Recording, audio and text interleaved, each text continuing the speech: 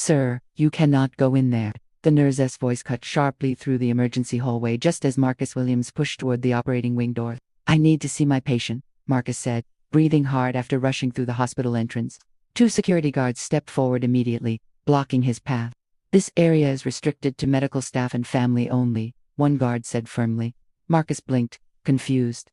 "I am medical staff," a woman sitting nearby whispered loudly enough for others to hear. "He doesn't even have scrubs on." Another voice followed, quieter but sharper. "Probably walked into the wrong hospital." The automatic doors behind Marcus slid open again as paramedics rushed a patient past on a stretcher. Doctors shouted instructions. Machines beeped urgently. Chaos filled the hallway. Marcus tried again. "There's been an emergency transplant case." Auscalled a nurse shook her head, already impatient. "Sir, we don't have time for this. Please step back." A guard placed a hand near Marcus's shoulder. "If you don't cooperate, we'll escort you out." Around them, people stared, judged, decided. Marcus stood, frozen for 1 second, not because he doubted himself, but because he recognized the moment, the familiar one, the moment where explanations stopped mattering. An assumption took over. 30 minutes earlier, Marcus had been across the city finishing a lecture at a medical research conference when his phone rang repeatedly. St. Matthew's Medical Center. He answered immediately. Dr. Williams, a frantic voice said, "We have a pediatric cardiac emergency. The surgical team requested you personally. The child's condition is deteriorating fast." Marcus didn't hesitate. He grabbed his coat and left. At 42, Marcus Williams was one of the most respected pediatric cardiovascular surgeons in the country. His innovative surgical techniques had saved children considered impossible cases by other hospitals. Yet outside medical circles, few people recognized him. He preferred it that way. Quiet excellence allowed him to focus on work rather than reputation. Traffic slowed him on the freeway, forcing him to abandon his car and take a ride share the final miles. He arrived wearing conference attire, a dark blazer instead of hospital scrubs, and now, because of that, he stood blocked outside an operating wing while seconds slipped away. "I was called for emergency surgery," Marcus said again, keeping his voice calm despite rising urgency. "Please check with Chief Surgeon Alina Ramirez." The nurse sighed, clearly unconvinced. "Sir, surgeons don't arrive without credentials." Marcus reached into his pocket for his ID badge, then realized it wasn't there. He had switched jackets after the conference presentation. A small mistake. A devastating one. "I can verify my identity with administration," he said quickly. The guard shook his head. "You'll need to step away first." Behind the doors, alarms suddenly intensified. A doctor rushed out, frustration visible. "Where is Dr. Williams?" he demanded. "We're losing time." Marcus raised his hand immediately. "I'm here." The doctor barely glanced at him before turning to the nurse. "Has he arrived yet?" The nurse gestured subtly toward Marcus. "This gentleman claims he's staff." The doctor looked Marcus up and down, hesitation flickering across his face. That single moment of doubt felt heavier than shouting. Before Marcus could respond, another voice echoed down the hallway. "WHAT is happening here?" Chief Surgeon Alina Ramirez approached quickly, still wearing surgical gloves. Her eyes landed on Marcus. Relief flooded her face instantly. "Marcus," she said, "we've been waiting for you." The hallway fell silent. The nurse's expression froze. Security stepped backward. Ramirez turned sharply toward them. "Why is he not in surgery?" No one answered. Marcus simply said, "There was some confusion." Ramirez's tone hardened. "This man pioneered the procedure we're about to perform. Without him, that child doesn't survive." The words struck like thunder. Every whisper stopped. Every stare changed. Marcus didn't react with anger. He simply removed his blazer and rolled up his sleeves. "Let's save a life," he said quietly. And within seconds, the same doors that had blocked him opened wide. Inside the operating room, tension replaced judgment. Bright surgical lights illuminated a small child lying motionless beneath sterile drapes. Machines monitored fragile heart rhythms, struggling to remain steady. Marcus moved with calm precision. No hesitation, no ego, only focus. The surgical team watched closely as he guided them step by step through a complex procedure few hospitals attempted. His voice remained steady, grounding everyone in the room. "Clamp here. Slower. Good. Now we stabilize." Minutes stretched into hours. Outside, the waiting room filled with anxious family members. The child's parents sat, holding each other, unaware of the confrontation that had nearly delayed the surgery. Finally, after 4 intense hours, Marcus stepped back. The monitors stabilized. A steady heartbeat echoed through the room. The The child would live. Relief washed over the entire team. One nurse quietly wiped away tears. Marcus removed his gloves, exhaustion settling into his shoulders. Another life saved. Another quiet victory. Later that evening, hospital administrators gathered in a conference room. After reviewing incident reports, security footage played silently on a screen showing Marcus being stopped, questioned, nearly removed. The room felt heavy. This delay could have cost a life, one administrator said quietly. No one disagreed. Policies were reviewed immediately, identification procedures, emergency verification protocols, staff bias training. But Marcus himself avoided the meeting. Instead, he sat alone in the pediatric recovery wing, watching through glass as the young patient slept peacefully while machines monitored recovery. The child's mother approached him hesitantly. "Are you the surgeon?" she asked softly. Marcus nodded. She burst into tears, hugging him tightly. "They told us you saved her," she whispered. "Thank you." Marcus smiled gently. She did the hard part. Moments like this grounded him more than awards ever could. Recognition didn't matter. Impact did. News of the incident quietly spread among hospital staff. Some felt embarrassed, others reflective. Many realized how quickly urgency had been overshadowed by appearance. The nurse who had stopped Marcus approached him the next day. Her voice trembled slightly. "I owe you an apology." Marcus shook his head gently. "You were trying to protect protocol?" "I wasn't listening," she admitted. "I assumed before verifying." Marcus nodded calmly. "In medicine," he said, "assumptions can be dangerous for everyone." She nodded, understanding fully. Weeks later, St. Matthew's introduced new emergency response training, emphasizing verification over judgment. Staff practiced scenarios where appearances differed from expectations. The hospital also launched mentorship programs encouraging diversity in leadership roles, ensuring future doctors wouldn't feel invisible walking their own hallways. Marcus returned to his normal routine. Surgeries, research, mentoring young residents. One afternoon, a medical student approached him nervously. "I saw what happened that day," the student said. "It made me realize how hard some doctors have to fight just to be believed." Marcus considered that carefully. "The goal," he replied, "is to make sure the next generation doesn't have to."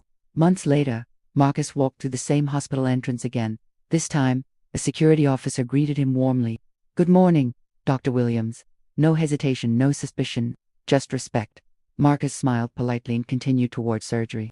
As he passed the waiting room, he noticed families from every background sitting together, united by hope rather than divided by perception. He realized something important. Change rarely came from confrontation alone. It came from moments people couldn't ignore, moments that forced systems to grow. Somewhere behind him, another doctor rushed through the hallway toward an emergency case. No one stopped him. No one questioned whether they belonged. And that quiet normalcy, invisible to most, was the real victory. Because sometimes the most powerful reveal wasn't status, authority, or recognition. It was simply proving that competence has no appearance, only results. The hospital grew quieter as night settled over the city, but St. Matthew's Medical Center never truly slept. Monitors continued their steady rhythms, nurses moved through corridors under soft fluorescent lights, and distant announcements echoed gently through the halls. Marcus remained longer than planned. He stood near the pediatric intensive care unit window, watching the small patient breathe steadily. The rise and fall of the child's chest felt almost symbolic, proof that timing, skill, and persistence had aligned just enough to change a future. Dr. Elena Ramirez approached quietly, holding 2 cups of coffee. "You've been here 12 hours, she said, handing him one. "Even superheroes need caffeine." Marcus smiled faintly. "I'm definitely not a superhero." She leaned against the wall beside him. "You know what almost happened today?" Marcus nodded slowly. Neither of them needed to say it aloud. A delay of minutes could have changed everything. Ramirez sighed. "The administration is reviewing everything. Policies, training, communication systems. People are shaken. They should focus on improvement," Marcus replied calmly. "Not blame." She studied him carefully. "You're remarkably calm about it."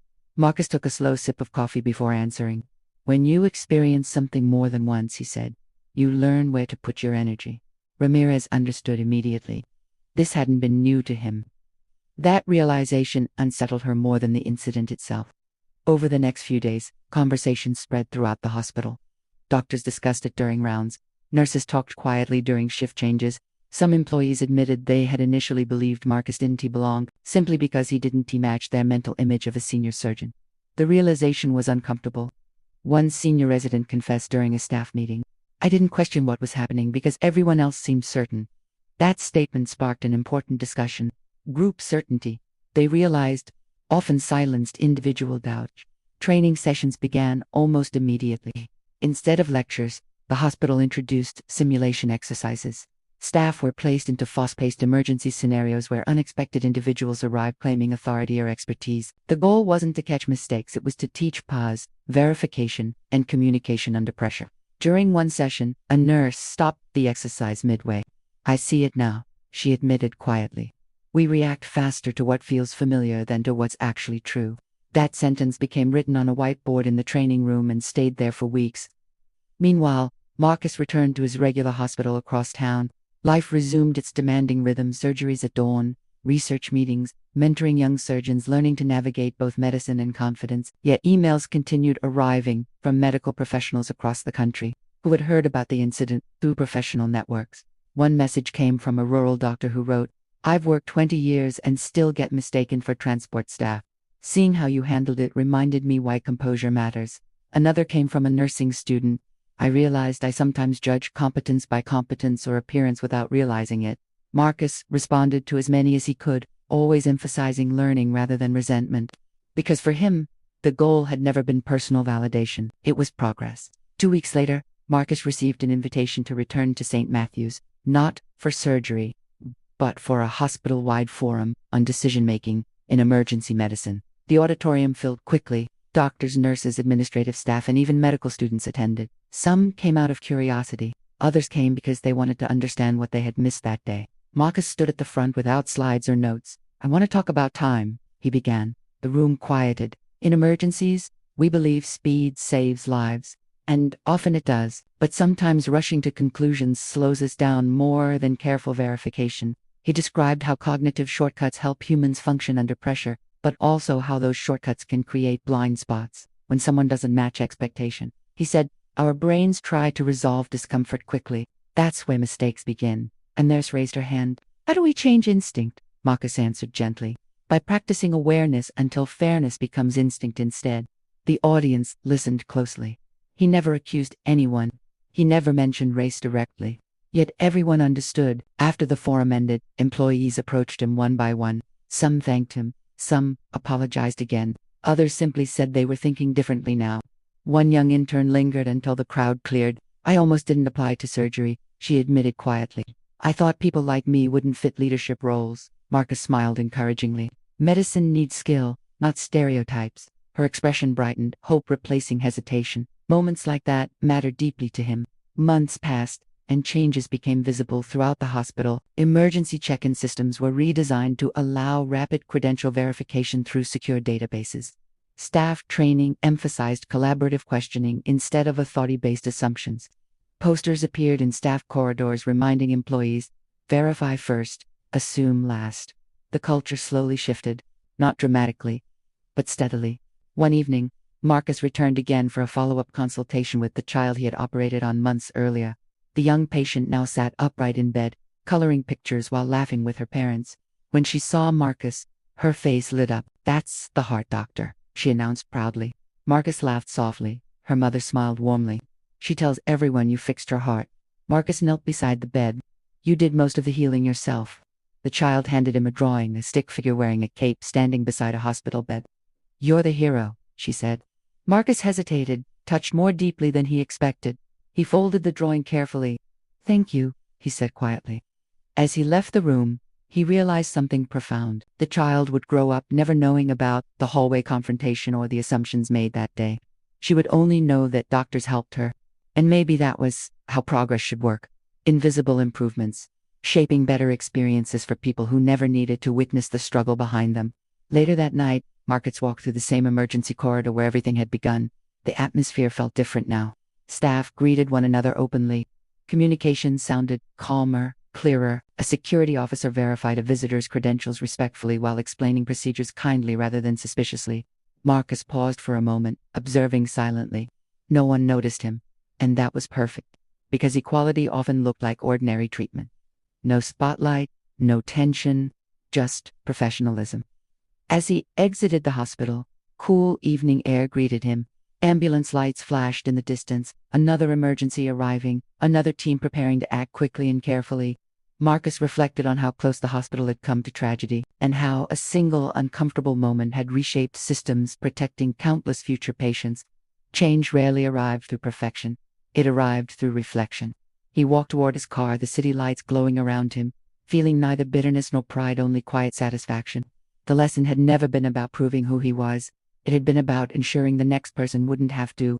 And somewhere inside that hospital, doctors and nurses now paused just a second longer before judging, listened just a little more carefully before dismissing, and verified just a little sooner before escalating. Those seconds would save time. Those seconds would save trust.